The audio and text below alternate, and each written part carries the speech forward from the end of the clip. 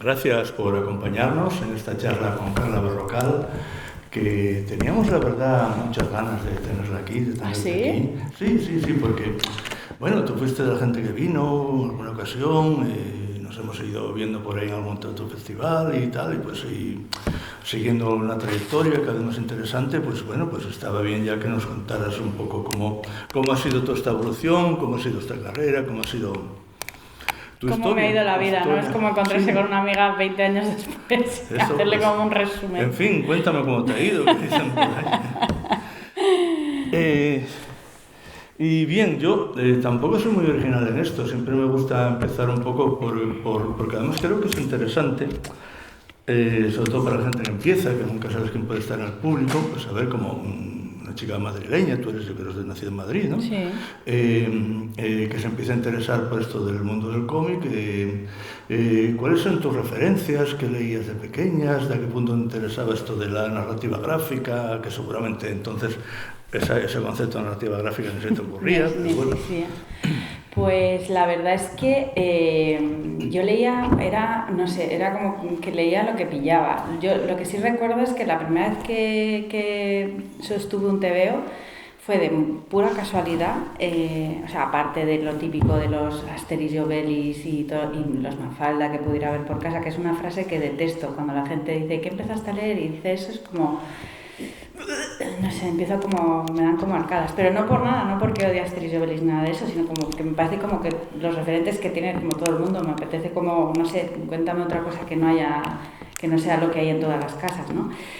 Y bueno, la verdad es que aparte de todas esas lecturas, recuerdo entrar en la papelería de mi barrio y estar tremendamente aburrida, tener 500 pesetas. ¿Algunos sabéis lo que es? Pues sí, hay gente que sí. Bueno, 500 pesetas y pensar, ¿qué me puedo comprar con 500 pesetas que me entretenga, no sé, un ratito? Y de entre todas las cómics que había ahí puestos, recuerdo que había una que ponía Top Secret y como 3 rajas así como tal, y era de Lobezno, y yo, no sé, digo, pero el nombre ya me flipa, o sea, yo ya con el rollo Top Secret, tal, digo, bueno, pues me voy a comprar esto. Y entonces ahí empecé a leer un número de Lobezno dibujado por Silvestri que me voló la cabeza y entonces empecé a querer leer más y más. Lo que pasa es que nunca he sido como muy organizada, o sea, nunca he sido como de comprar, y además con el jaleo que había de numeraciones en esa época, finales de los 90, de que cada página te salía un asterisco y ponía leer La Patrulla X número 323, no sé qué, y yo no entendía nada con todas las líneas temporales que había. Pues yo iba leyendo lo que me salía de la hueva torera, iba cogiendo de aquí, de allá y iba pues leyendo cosas muy variadas. Me dio por el cómic americano y luego me dio por el boom de Dragon Ball, que pegó muy fuerte y estábamos todas las niñas y los caballeros del Zodiaco, todas las niñas jugando a los caballeros del Zodiaco en el patio y a la serie esta del fútbol también, bueno, en fin, todas estas cosas. Pero luego cuanto más iba creciendo y entré por primera vez en una tienda de cómics, que es como entrar, no sé, o sea, es como entrar para mí fue como entrar en una experiencia un poco como entrar en la iglesia, ¿sabes? Como un templo sagrado, ¿no? De pum. Y de repente ves que todo está lleno de tebeos y te lo quieres llevar todo, ¿no? Y es como... Y te vuelves como loca, ¿no? Yo creo que esa sensación, las personas que hemos vivido en esa época donde no había tantas librerías especializadas, es un poco inolvidable, ¿no? Y ahí, a partir de ahí, pues yo qué sé, es que leía cosas que incluso ahora viéndolas así como de lejos digo, ¿cómo pude llegar yo a esto, no? Pues leía Vernet, por ejemplo, leí Torpedo, leí Kraken, leía Fernando de Felipe, leía, no sé, cosas como muy variadas, luego Video Gear Live, o sea, manga, ¿no? O sea, leía como cosas como muy... que se mezclaban de forma muy, muy rara y era como, me basaba mucho como en la intuición, ¿no? En lo que me iba gustando, lo que me llamaba, me dio súper fuerte por Cels Piñol, o sea, yo era como una fan histérica de Cels Piñol, me acuerdo de ir por todos los salones de cómic en plan de Cels, por favor, me firma. Y de ahí empezamos a conocernos. O sea, yo conozco a Cels porque yo era súper fan de Cels y me encantaba todo Fan Hunter, todas las referencias. Aprendí mucho de cultura popular con él porque había muchas referencias cinematográficas y cosas que yo no entendía y entonces a raíz de los TVOs de Cels las descubría. Y bueno, pues ahí fue como una especie de compendio de cosas como súper locas. O sea, no he tenido como una línea... Sí que tuve como una época de cómic americano, otra época de manga, pero fui siempre como muy intuitiva, nada como de seguir una serie, salvo Dragon Ball de Akira Toriyama, que fue como la serie que más seguí fielmente porque fue una gran influencia para mí. Creo que luego el resto fue siempre como un poco de picoteo, la verdad. ¿Y en qué momento de todo esto me empezaste a pensar, pues a lo mejor yo podía dedicarme a esto, a lo mejor yo podía dibujar, hacer mis historias y venderlas y todo esto? A ver, yo desde siempre, era una niña insoportable, esto para empezar. Entonces yo no paraba quieta ni 5 minutos, estaba todo el rato dando por culo a mi madre, para arriba, para abajo. Y es verdad que dibujar era una de las pocas cosas que me hacía estar como tranquila y enfocada en algo, ¿no?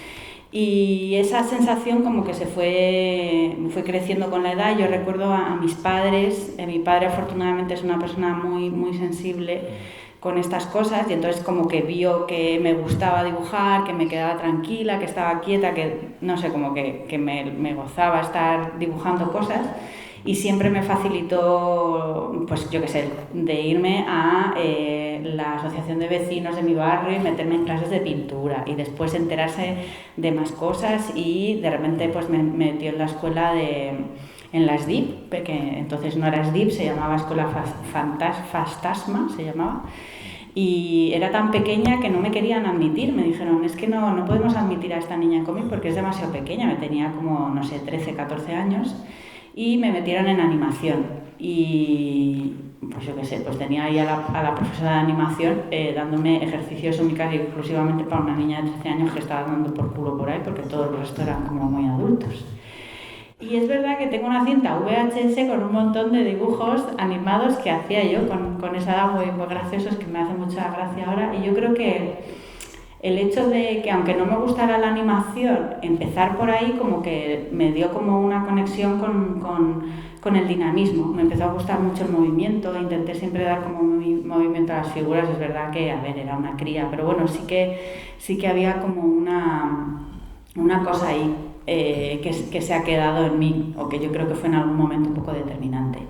Y ya, pues de ahí a dar el paso de es un poco como salir del armario, ¿no? Porque ya es como, quiero dedicarme a esto y tus padres te miran como, pues, pero ¿qué va a ser de ti, cariño? Parece como que están los pobres así como si fuera un entierro, ¿no?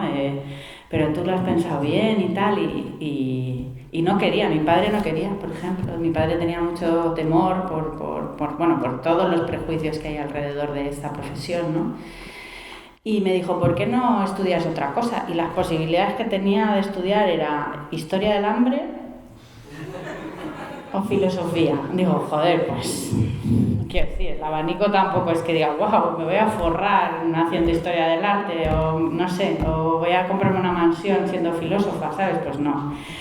Entonces yo me enfrenté mucho a mi padre y dije, mira, para hacer esto voy a hacer lo que me sale a mí del higo, que es dibujar. Así que me presenté a Bellas Artes y bueno, pues fue un poco catástrofe porque no me admitieron, suspendí la prueba de acceso cuando entonces había prueba de acceso y fue un drama terrible para mí porque yo era como que estaba como enfocada a eso. Y bueno, pues me encontré de forma muy casual con las escuelas de artes y oficios. Me lo dijo mi madre, me lo comentó, me dijo, joder, en Chile hay escuelas de... porque mi madre es chilena. En Chile hay escuelas de artes y oficios, ¿cómo no va a haber en España? Me decía. Y digo, bueno, pues yo no he oído hablar de eso en mi vida y tal. Y entonces me informé y tal, y efectivamente había una escuela de artes y me apunté a ilustración. Y entonces hice ilustración y después hice diseño gráfico y pues ya estaban los bedeles así como, bueno, ¿cuándo te vas a ir de la escuela? Porque nos vas a jubilar a todos aquí. Y yo, bueno, pues es que me gusta y esa es mi historia. Y llega un momento en que sale Hire, una obra de ambientación japonesa, vampírica, que seguramente entronca con lo que te gustaba del manga y todo esto. ¿Cómo te surge hacer esto? Bueno, que a fin de cuentas es empezar a publicar de una manera pues más o menos profesional. Efectivamente tampoco es que fuese aquello porque las tiradas eran lo que eran, sí, y las cosas eran lo que eran, pero bueno, era una obra que podías ver que se vendía por ahí. Sí. Y con lo cual me imagino que para alguien que empieza a ver su primera obra en una tienda debe ser relativamente emocionante. Sí, la verdad es que fue muy emocionante porque con Hire yo, digamos que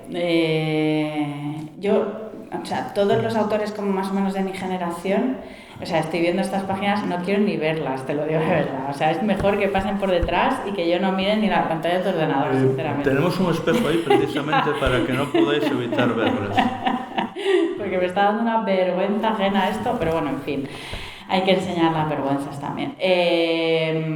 A ver, concéntrate. Gire, vale, bien. Pues nada, el caso es que con casi todos los autores de mi generación empezaron como haciendo fanzines y cosas así. Yo es verdad que llegué y entré directamente en el mundo editorial sin haber hecho prácticamente fanzines, solamente colaboré en una historia corta en la revista TOS, pero bueno, llegué y entré en el mundo editorial de forma un poco transversal, porque yo lo que hacía era trabajar con Cristian Osuna en la guía del cómic, entonces bueno, de alguna manera pues conocía el mundo del cómic de una forma un poco diferente, no como, aunque ya había ido desde que era muy pequeña a salones con mi carpeta y enseñado dibujos y tal, de alguna manera empecé a conocer a los editores y todo trabajando con Cristian. Y bueno, pues la verdad es que el tema de este cómic de Hire, el terrible vampiro samurái, que en ese momento sonaba fenomenal en mi cabeza, yo decía, esto lo va a comprar Guillermo del Toro, me voy a jubilar y no voy a hacer un TVO más en mi vida. Y no, efectivamente, pues el tiempo me ha dado la razón en absoluto.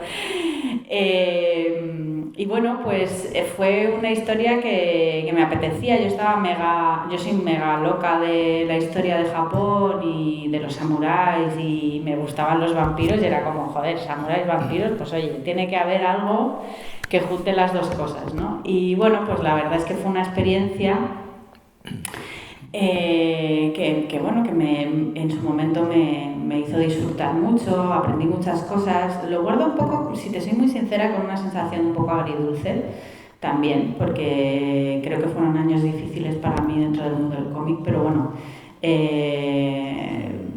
creo que es un cómic con el que aprendí mucho. Sobre todo aprendí porque ahora que lo miro, veo que hay cosas de la Carla de ahora que estaban ya ahí, ¿no? Por ejemplo, el uso del pincel, que fue una cosa que llegué accidentalmente a ella en ese TVO, de repente, muchos años después, está ahí, ¿no? Entonces, bueno, hay cosas que yo creo que estaban ahí y que reaparecerían de otra manera a lo largo del tiempo.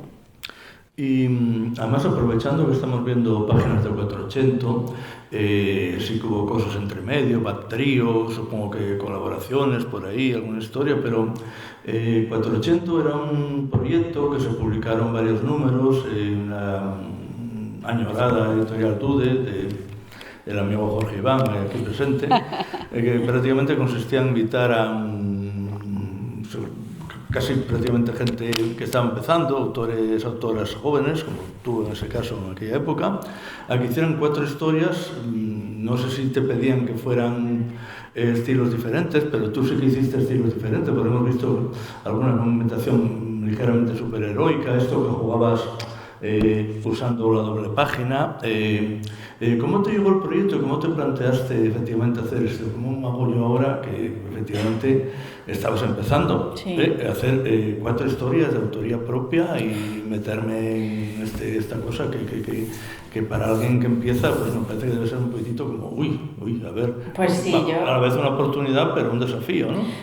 A ver, tengo que decir que ahora que está aquí Jorge, cuando vi su mail apreté el culo muchísimo, porque, o sea, yo no había guionizado mis propias historias nunca, y digo, esta persona, digo, ¿cómo piensa que yo puedo ser capaz de esto? Pero bueno, la verdad es que dije, bueno, mira, creo que puede ser una buena manera de aprender, ¿no? Y le tengo como mucho agradecimiento. Es verdad que para mí es un mojón, tengo que decir, o sea, hay historias que son un mojón, hay historias más salvables, pero aprendí tanto que te tengo que dar las gracias, lo tengo que decir desde aquí. Pero sufrí muchísimo, porque yo no tenía y tengo pánico a escribir. Me genera muchísimo respeto la sensación de escribir. Es una cosa como que no sé, esto de escribir un texto y, o sea, dibujarlo me siento cómoda porque creo que es como algo en lo que siempre, en lo audiovisual es como, en general, lo gráfico, lo visual es como mi terreno, ¿no? Pero en la escritura siempre me he sentido un poco como usurpadora, ¿no? Como alguien, como una persona, como un extranjero, ¿no? Que no termino de sentirme en el sitio, ¿no? Y lo afronté, eran 4 historias distintas, recuerdo que tenían que ser 4 géneros distintos. Lo de los estilos yo aproveché, como estaba en plena época de experimentación y tal, pues lo usé un poco también como para probar cosas y técnicas. Y hice una un poco poética, que yo creo que también fue guay, esa es la con la que más cómoda me siento, porque era una historia como de Amazonas y tal, y yo creo que ya ahí se veía venir el hervor boyero que llevaba yo dentro. Luego tenía una cómica, que era una historia muy chorra de unos luchadores mexicanos, porque simplemente me apetecía dibujar luchadores mexicanos. Luego también es verdad que hice una historia de una adaptación de una leyenda chilena, que esa también me lo pasé muy bien. Y luego hay una historia un poco más cotidiana, ¿no? Que tampoco está mal, la verdad. O sea, que he visto así con el tiempo, digo, pues mira, ni tan mal. Poco moñas, sí, pero ¿quién no le gusta la moñería de vez en cuando en su vida? Pues ya está, ¿no? Y sí, la verdad que fue una experiencia para mí, ya te digo, lo pasé muy regularmente, pero me sirvió mucho, aprendí muchísimo, la verdad. Míralas, ahí están, todas juntas, qué horror, qué vergüenza, en fin. Continuemos, por favor. Yo lo leí porque además el contacto de amigo de Jorge Iván, pues iba siguiendo un poquitito los proyectos, todo esto, pero sí que hacía bastante tiempo que no lo leía y ahora... ¿Lo has vuelto a leer?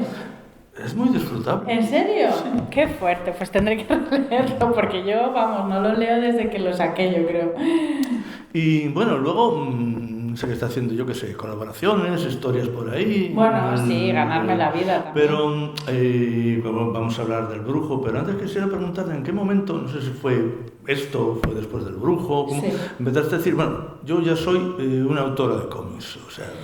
¿Cuándo llegó esto? Bueno, esto llegó mucho más tarde, esto fue en el 2013. Lo que pasa es que del 2006 al 2011, o sea, desde que publicó este cómic en Dolmen hasta que publicó El Brujo, yo la verdad es que recibí un montón de ataques dentro del mundo del cómic y acabé hasta ligo y acabé muy tocada. Pensad que yo tenía, 23, 24 años, era una chica, era joven, estaba empezando y fue un mundo muy hostil en Internet, sobre todo cuando ya se empezaban a hacer estas cosas del ciberacoso y tal, y recibí bastante ciberacoso y acabé muy tocada.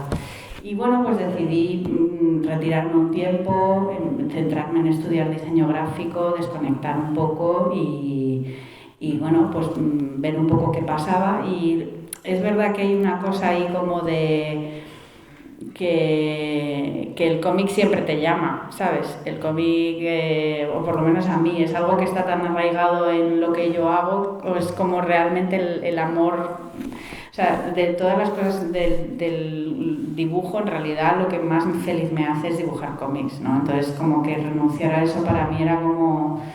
no sé, renunciar a algo que me hacía muy feliz. Entonces estuve muchísimos años, pues eso, esos 5 años, así un poco más desconectadilla, 5 o 6 años, hasta que de repente pues se me cruzó la historia del brujo y decidí pues hacerla, ¿no? Enfrentarme a ella y publicarla. Pues vamos a hablar ahora del brujo, que una historia muy peculiar, formato paisado, que tampoco es que no exista formato paisado, pero es un formato, bueno, tampoco muy habitual, que supongo es evidente que obedece a unas cuestiones narrativas, donde vas investigando con diferentes estilos, texturas, formas narrativas, hablando de un tipo de leyendas y cosas que se embarcan mucho en una tradición chilena, que nos contabas antes que creo que tu madre es chilena, sí, entonces que tal, supongo que también eso ayudaría mucho. ¿Cómo fuiste pergeñando esta historia y fuiste pensando cómo cuentas cada parte, cómo narro cada cosa? Cuenta, háblanos del brujo. Pues, a ver, el brujo nació básicamente de la necesidad de contar una historia que fuera una reflexión un poco sobre la muerte, porque yo había tenido un año especialmente difícil, o sea, venía de toda esta época como primero del tema del ciberacoso, de retirarme del mundo del cómic, de resguardarme un poco, y luego en lo familiar también fue una época súper dura, tuve varias personas importantes en mi vida que fallecieron y bueno, fue un momento muy oscuro y muy duro. Y de alguna manera la historia del brujo era una especie de alegoría, una especie de forma de enfrentarme yo a este tipo de cosas que yo sentía. También quería hacerlo como desde la perspectiva de alguien que quiere hacer un juego dentro de la propia historia, de ver cómo las técnicas influyen dentro de la narrativa, cómo una acuarela no te dice lo mismo que un lápiz, cómo se puede usar para distintos aspectos de la trama, ¿no? De cómo influencia eso o cómo afecta al tema narrativo. Y bueno, pues también es verdad que me apetecía contar una historia que de alguna manera aunara todos los relatos o historias o cuentos que yo había escuchado de pequeña sobre el campo de Chile, aunque esto está ambientado en Chiloé, que es una isla que hay al sur de Chile, que es una isla que tiene una mitología un folclore bastante particular, porque es una mezcla bastante curiosa entre las tradiciones indígenas o de los pueblos originarios y de los españoles, ¿no? Y tenían como su propia manera de hacer justicia, porque evidentemente el sistema español pues no les funcionaba en absoluto, entonces buscaban sus propias maneras, y esas maneras incluían echar males de ojo que hacían los brujos de esas tierras, ¿no? Entonces, bueno, a través de esa historia yo decido que, después de leer muchísimos libros que había en mi casa, porque mi padre es un gran lector y le gusta mucho el tema histórico y el folclore y tal, pues yo me encontré por casa con un libro que se llamaba Casos de brujos de Chiloé. Y era un librito ficcionado de leyendas sobre una vecina que de repente se había despertado y se había encontrado, pues yo qué sé, un carnero convertido en pez o lo que sea, ¿no? O cosas así, ¿no? Y entonces me empezó como a fascinar el tema y empecé a leer cada vez más, y entonces me apetecía contar como la historia de uno de esos brujos que decidía renunciar a su pacto de brujería e irse en busca de la muerte, pero todo en términos de la mitología, del folclore de los brujos y tal, ¿no? Que incluye una pequeña isla que hay cerca de Chiloé que se llama Isla Mocha, que se supone que en Isla Mocha es donde van las almas a descansar y van encima de una ballena. O sea, todo me parecía como de una hermosura y muy poético, ¿no? O sea, tenía como una cosa como muy, muy bonita. Que yo creo que es una cosa que luego se ha ido repitiendo en mi carrera, ¿no? Lo del amor al folclore, a la recuperación de las historias tradicionales, creo que es una cosa que siempre ha estado ahí, ¿no? Y en este caso, pues, vinculado a mi vena sudamericana, ¿no? Pero vamos, que siempre estaba ahí. Y bueno, pues me lo pasé, fue un ejercicio estilístico intenso, pero me sirvió mucho, aprendí mucho también, porque fue la primera historia larga que hacía. Me documenté un montón, me lo pasé muy bien, y es verdad que yo no sé, la experiencia de de los demás, ¿no? Pero yo creo que cuando una se dedica a esto del dibujo, hay un punto cuando eres más joven que buscas como la aprobación del resto, y luego ya cuanto más experiencia tienes, más te la suda. O sea, ya es como, voy a hacer lo que me apetece, voy a dibujar lo que quiero y voy a hacer lo que me gusta, ¿no? Y yo creo que dentro de estas primeras obras siempre había como una intención de buscar la aprobación, ¿no? Tienes esta cosa como de gustar a la crítica, quieres gustar a la crítica, quieres gustar al público, y bueno, pues son visiones que van cambiando a medida que una madura, ¿no? Pero bueno, creo que es una reflexión que también es interesante. Desde luego que sí. Luego estuviste haciendo cosas que quizá no vamos a entrar en ellas porque es mejor hablar más de obras tuyas más particulares, pero por ejemplo tu colaboración en la adaptación de los cuentos de Hernán Migoya, de Todas las rutas, sí. Que creo que coordinaste de alguna manera, hiciste que me pareció muy interesante y además un poco reivindicando todo aquello que había pasado con Hernán, aquellas historias, pero no. Mira, por ejemplo, me llamó mucho la atención esto, no sé si fue exactamente en aquella época, ¿no? Que esto era un libro de historias de Vértigo, de Vértigo, basado en el color, creo que se llamaba... Magenta. Sí, es verdad que cada libro estaba cian, magenta, hielo, no sé cuánto. ¿Cómo te llevó de repente una cosa para hacer para Estados Unidos, para Vértigo, una historia? Fue curioso porque, yo llevaba intentando llamar a la puerta de Estados Unidos años y años y años, y siempre me daban con el no. Y de repente, un año en un Expo Comic que vino Greg Lockhart, que entonces trabajaba en Vértigo, pues tenía esta colección entre manos y tal, y como que se enamoró de mi trabajo. O sea, y además que Greg, es un editor americano que pertenece también a la comunidad LGBT, entonces como que estaba muy comprometido con meter a mucha diversidad dentro del mundo editorial de Estados Unidos. Y bueno, pues es verdad que Greg como que le encantó mi estilo, le gustó, y quería como que yo colaborara, y hice un par de colaboraciones. Este fue mi punto así culmen en la vida de cómic, en DC, y luego el New Yorker, y luego ya está. No ha habido más. Además, como que es curioso, ¿no? De que llegues a publicar en cosas tan distintas o ámbitos tan distintos como DC y el New Yorker, ¿no? Como que es curioso. Pero bueno, me lo pasé bien y siempre he tenido la esperanza, digo, aunque no reciba un duro, digo, ¿te imaginas que por esta historia de 4 páginas de repente hacen Yo es que me flipo, tiendo a fliparme con muchísima facilidad. Entonces digo, ¿te imaginas que hacen una serie de esto? Digo, ni de coña, ¿no? Pero bueno, en mi cabeza existe. Vamos a hablar de epigrafías. Vale. Un libro... Si te pones así. Sí, yo soy muy serio cuando me pongo. Ya veo. Pues basado en poemas, en vida de la poeta Natalie Clifford Barney. Yo creo que es uno de los libros más personales, donde como más dejabas expresarte muy libremente, abierto a muchas interpretaciones. O sea, ¿qué te interesaba de esta poetisa, de esta poeta? Que lo de poetisa tampoco me gusta mucho, aunque no sé lo que opinarás tú al respecto. No, poeta. Poeta, ¿no? Sí, no, sí. Bien. Para dedicar un libro, un formato pequeñito, pero muy interesante, lo recomiendo muchísimo.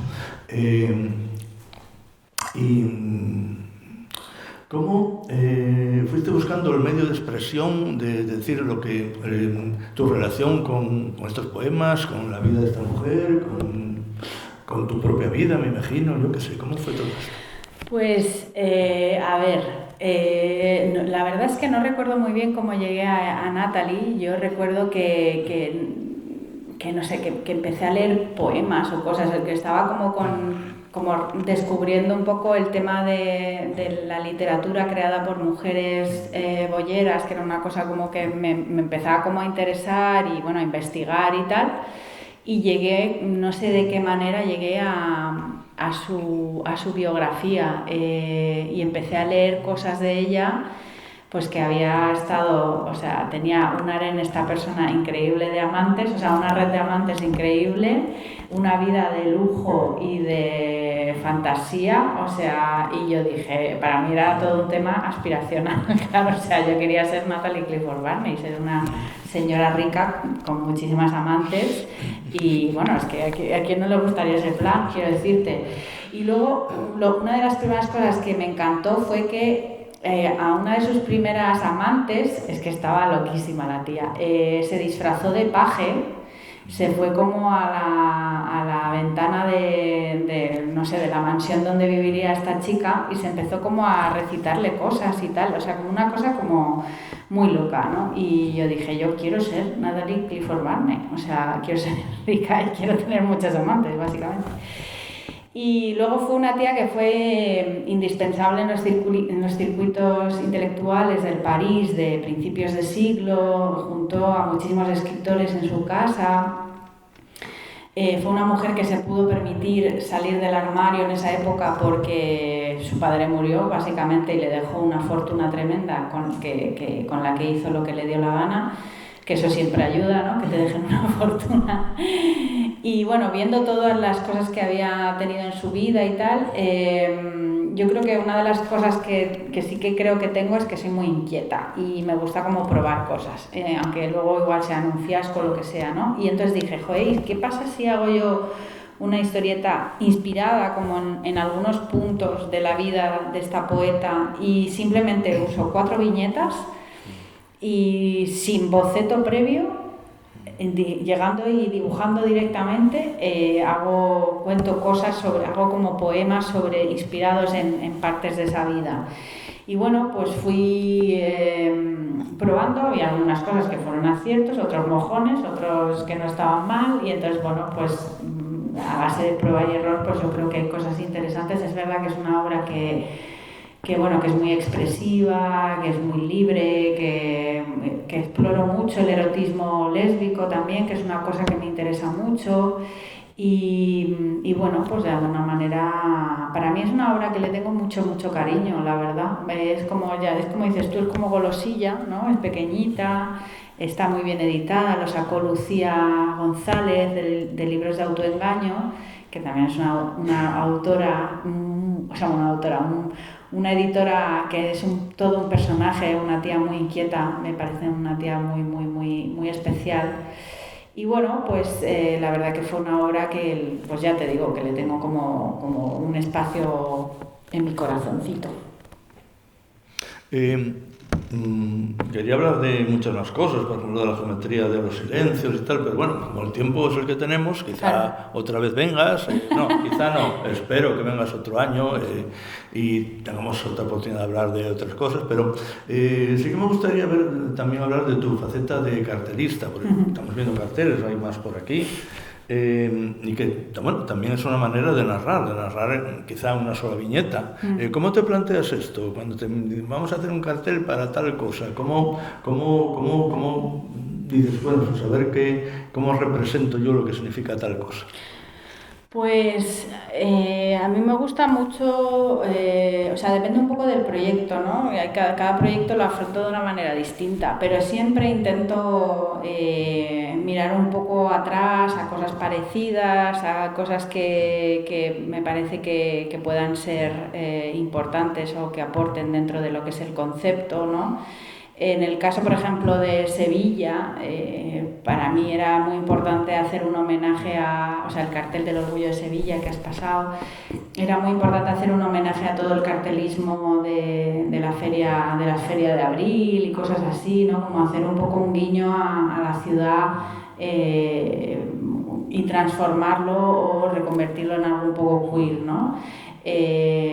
Siempre hago una investigación, me gusta muchísimo el cartelismo de los años 20-30 y siempre intento como darle un toque un poco clásico, ¿no? Me gusta mucho cuando ves una obra de esa época y eres consciente de su modernidad a pesar de todo el tiempo que tiene, ¿no? Como de que puedes verlo hoy día y pensar que, no sé, por ejemplo, cartelistas como Manolo Prieto, ¿no? que los ves y dices que son de una tremenda modernidad y que van a seguir siendo modernos aunque pasen 50 años más, ¿no? Que es una cosa que me parece realmente envidiable de toda esa generación de cartelistas, ¿no? Que tenían un dominio sobre la tipografía y el cartel, o sea, y en la ilustración que creo que es algo que estamos perdiendo por la especificidad de las profesiones, ¿no? El diseñador diseña, el ilustrador ilustra, y me gusta más como ese concepto de artesano que había antiguamente, ¿no? De un artista que cuida la tipografía, cuida el diseño, cuida la ilustración, ¿no? Ese tipo, me siento como más cómoda con eso, ¿no? Y bueno, pues siempre intento como, no sé, yo creo que aboceto poco, si te soy muy sincera, porque como que hay veces que tengo el concepto muy claro y cuando no lo tengo claro de repente aboceto un poco, me rayo, me doy 3 tripazos contra la pared o me doy una vuelta y de repente igual se me ocurre un poco sobre qué concepto tirar. Pues vamos a hablar ahora de Doña Concha, La Rosa y la Espina, sí. Que de nuevo cambias o adaptas tu estilo a una narrativa que supongo que la historia que estabas contando, que era nada menos que la historia de Doña Concha Piquer, una especie de biografía y reportaje, porque alguna vez hablas también de otras grandes de la copla y de la farándula de aquella época, poniendo en un contexto político-social también, que me parece muy interesante, y reivindicando también la figura de esta mujer que fue muy grande en una época y que quizá últimamente pues, o no se conoce o se la ha echado un poco de menos, pensando que si la época franquista, como si... ¿Qué tendrá que ver esta mujer? Es decir, ¿cómo te interesó la figura de Concha y cómo te planteaste hacer la novela y qué cosas te parecía que debías contar y especificar y resaltar? Pues de forma como muy accidental. Yo no he sido para nada coplera, nunca me ha parecido, o sea, nunca me ha gustado la copla especialmente, porque vengo de un entorno familiar, como ya he dicho, que mi madre es chilena, entonces no tenía ni idea de música española.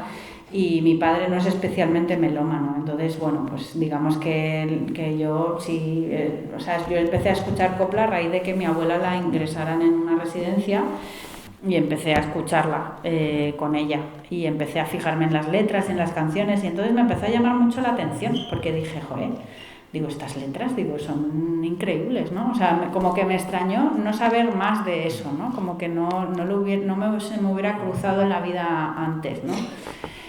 Y bueno, pues a partir de ahí empecé como a investigar, ¿no? O sea, empecé a escucharlo y dije, pues empecé a ver qué canciones me gustaban y tal, y luego empecé a sentir con qué cantantes me sentía yo más a gusto, y de todas las que cantaban, Concha Piquer era la que más me gustaba, con diferencia, por una cuestión de interpretativa, ¿no? Me gusta mucho cuando las canciones se interpretan.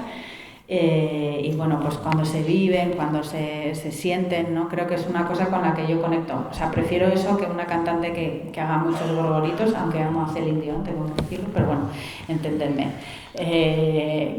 Pues bueno, pues eso, ¿no? Entonces, bueno, empecé a investigar sobre la vida de Concha Piquer y dije, joder, otra tía también con una vida alucinante, ¿no? Pues la tía había estado con 11, 12 años en Nueva York, había hecho algunas de las películas más vistas, más exitosas de su época, en toda Europa, que se veían en Francia, en Alemania, o sea, quiero decir que es una tía increíble, que montó su propia compañía, ¿no? Y que es verdad que había sido como enterrada y como relegada a algo como muy casposo. O sea, ¿no? Yo siempre que oía hablar de copla siempre tenía la sensación de que había como un aura un poco casposilla. Y entonces yo dije, pues voy a ver qué hay de verdad en todo esto. Yo casi siempre las historias que cuento son un poco porque me gusta investigar sobre esa curiosidad que tengo.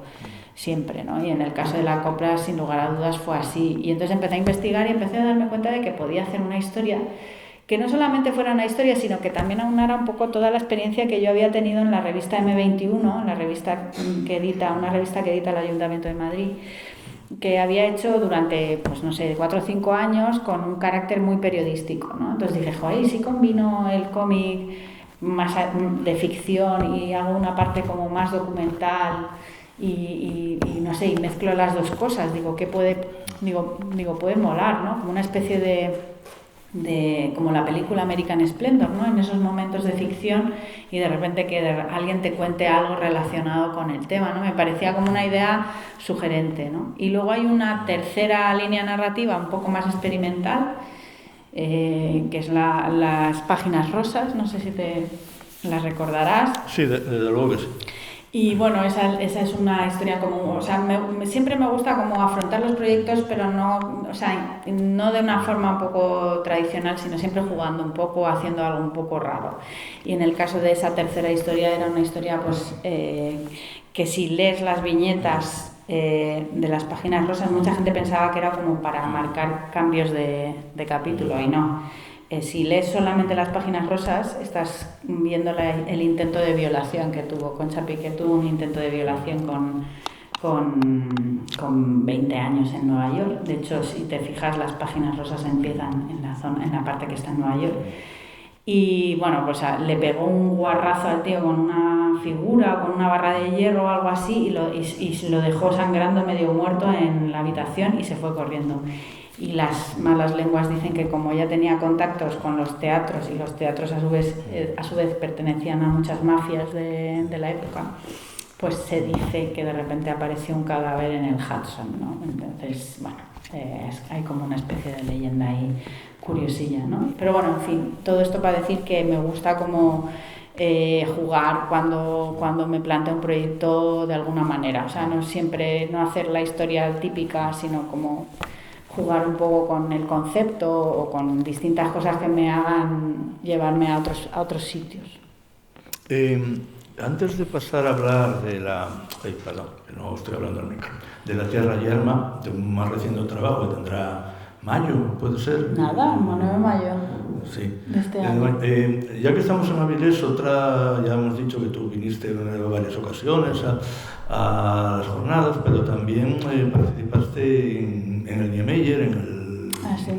en el Festival de Cine LGTBI. No sé, ya que estamos en Avilés, cuéntanos un poco cómo fue esa experiencia. Pues, a ver, yo era un bebé. O sea, lo hablaba el otro día con Laura, tenía 19 años, ¿no? 19 años cuando vine aquí. Estaba Stuart Immonen, que yo siendo muy boyera tengo que decir que me parecía un tipo absolutamente encantador y guapísimo. Recuerdo que estaba también Félix Vega, que con el rollo de ser medio chilena, pues evidentemente conectamos a los 2 nanosegundos. Recuerdo venirme en un tren que duraba toda la noche, en el que se podía fumar, me acuerdo perfectamente. Era una niña con una maleta llena de sueños, viniendo a Avilés yo. Y bueno, pues tengo recuerdos como muy, muy curiosos. Acabé en una habitación de un hotel jugando al rol por primera vez, de madrugada, y queriendo matar mucho a la gente, no sé por qué. Y lo recuerdo con cariño, o sea, fue como una experiencia muy acogedora. Tengo y sigo manteniendo contacto, esto es muy bonito, con Félix Vega. Con Félix Vega seguimos teniendo contacto, y es una cosa como que él con el tiempo me ha ido diciendo, joder, con lo que yo o sea, es como te he visto crecer, ¿no? Te he visto siendo una niña de 19 años empezando con ganas de publicar, y de repente estás con 41 aquí y tal, como muy orgulloso, ¿no? Como de alguna manera sintiéndose parte de eso, ¿no? Y bueno, recuerdo, pues no sé, como unas jornadas como pequeñas, acogedoras. Tengo muy buenos recuerdos, la verdad. Y justo ahora en el hotel en el que estamos, están todos los carteles y hemos estado buscando cuál era el cartel del año que viene y fue el cartel que hizo David López, que es un chaval de espaldas con una mesa de dibujo. Y hemos estado repasando los autores que vinieron y tal, y bueno, no sé, como muy curioso, es como un poco un viaje al pasado, ¿no? Y lo recuerdo con mucho cariño, la verdad. Creo que en este tipo de jornadas, donde la cercanía es otra, también te permiten entrar en contacto con autores más fácilmente y que ellos te puedan echar un cable, ¿no? Porque creo que al final... pues eso es lo que te puede ayudar como autor, ¿no? O sea, el tema de la solidaridad entre los compañeros y de apoyarte y de facilitarte las cosas, creo que es muy importante, ¿no? Y que creo que es una cosa que en este tipo de salones pues se puede dar. ¿Te gusta lo que te he dicho? Me pareció precioso. ¿Te he hecho llorar? No, no te he hecho llorar. Casi. Bien, muy bien, gracias. La Tierra Yerma, como hablábamos, publicado ahora en mayo, hace 4 o 5 meses. Un libro, una novela gráfica, un cómic, además editado en formato casi de libro, casi de novela, con las páginas, la gran mayoría, si no todas, con este fondo amarillo, que por una parte parece que el amarillo como es un color que transmite como sequedad, también tristeza seguramente, una serie de cosas. Bien, hablamos de un proyecto largo, además quizá el más largo que hayas hecho, sí. No sé. Sí, te lo digo sí, yo, ¿no? Sí. De nuevo todo creación propia, como casi todo lo último que has hecho. Bien, háblanos de La Tierra Yerma, ¿cómo fuiste concibiendo esta especie de western? Porque de alguna manera un western, una historia de amor, un western, una historia de venganza, una historia de muchas cosas, seguramente muchas cosas más que lo iremos viendo, porque me parece que es un libro que admite bastantes relecturas, descubriendo cosas. Sí, está hecho un poco... O sea, a ver, a mí me hubiera encantado hacer, no sé, 300 páginas, pero también yo había pedido una subvención al ministerio que tenía un tiempo límite y este libro se dibujó en 6 meses, son 180 y pico páginas, o sea, quiero decir que ha sido dibujado casi a un ritmo mangaka, casi. A ver, yo después de Doña Concha había salido muy constreñida, muy agotada, porque el tema de cuando tienes que ser históricamente muy rigurosa, al final pues es agotador, ¿no? Porque al final tienes que vigilar que tal escena de verdad esté planteada en esta época o no sé qué, ¿no? Y pues tenía ganas como de pasármelo bien, sinceramente, de hacer algo ligero, algo que me gustara, con protagonistas potentorras, historia de amor, así como un poco homenaje a todos esos cómics de shoujo que me gustaban, a esas lecturas, a ese cómic comercial al que yo le debo muchísimo y que reivindico mucho, ¿no? De todo ese cómic pop, ¿no? Me apetecía mucho homenajearlo y bueno, pues digamos que La Tierra Yerma sale un poco de todo eso. Y bueno, pues empecé a escribir la historia. Es verdad que quería hacer un western, pero quería ambientarlo en España por una cuestión también por este tema que hablaba antes, ¿no? Porque me gusta mucho el tema del folclore, de la identidad de lo español, y creo que es un tema que desgraciadamente hemos dejado que otros se lo apropien, y creo que hay lecturas y posibilidades muy interesantes dentro de esa identidad que igual podemos intentar hacer ahora, ¿no? O sea, entonces me parecía como interesante todo el tema, bueno, que también lo he hecho, por ejemplo, hice una serie de cuadros reivindicando la figura de la torera, de la estética boyera, o sea, el toreo y la estética, o sea, y las bolleras, y es una serie que se llama Toreras Bolleras. Y luego hice otra de legionarias bolleras, porque creo que también el tema de la ultraderecha, o sea, esos legionarios con esas camisetitas abiertas y tal, esos pelitos, es un poco mariconcillo todo, pero bueno. La ultraderecha y lo maricón está ahí, hay una fina línea, ¿vale? Y si no me creéis, podéis iros al estadio de Marmi, el estadio de un estadio que hay en Roma, que los españoles lo llamamos el estadio de Imaromi, porque son unos tiarracos impresionantes que se hizo en la época del fascismo y tiene unos culazos que dices tú, pero bueno, esto es como entrar en una sauna, o sea, es como una cosa como muy queer, pero bueno, en fin, todo esto para deciros que creo que hay que reapropiarse de las cosas y de la identidad de lo español y dar otras lecturas y otras cosas, ¿no? Y en el caso del western me hacía como gracia llevarlo a un territorio que para mí no era conocido en ese punto, pero sí que me parecía como que Castilla podía dar como pie a un poco este tipo de historias, ¿no? Porque creo que tanto el paisaje, el hábitat, como la dureza, como el trigo, todo este tipo de cosas y ¿cómo se dice? Y la personalidad o el carácter castellano da mucho pie a este tipo también de personajes, ¿no? Y de historias, ¿no? Entonces, bueno, pues a raíz de ahí pues empecé a escribir La Tierra Yerma y con una historia pues un poco pues de corte así un poco telenovelesco, folletinesco, pero que es muy consciente. Yo creo que eso es creo que hay una honestidad en La Tierra Yerma, ¿no? De que es una historia muy consciente y muy folletinesca, pero porque es un homenaje a todo eso también, ¿no?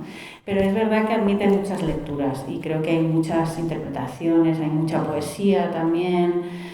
Hay mucho dolor, que yo creo que es una cosa que me gusta mucho de algunas historias del oeste, ¿no? De cómo los dolores se arrastran durante años, ¿no? Esta cosa de los silencios también.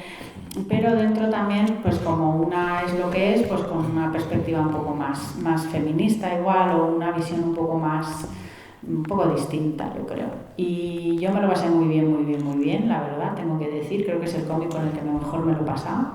Y es lo que te decía antes, que este es como el cómic que yo he dicho, esto es lo que yo quiero hacer y me da igual si a la gente le gusta, a la gente no le gusta, me da igual que le guste o que no le guste, yo me lo quiero pasar bien. Y creo que es una cosa que se nota, ¿no? Cuando tú haces una obra un poco más para ti que para los demás, ¿no? Y bueno, espero que a la gente también, eso sí, espero que a la gente le guste y que lo haya disfrutado, que si lo ha leído y si no, pues que se atreva. Desde luego que se van a atrever, se lo van a pasar bien. Eso lo van a pasar bien y van a sufrir también porque... Se sufre mucho, sí.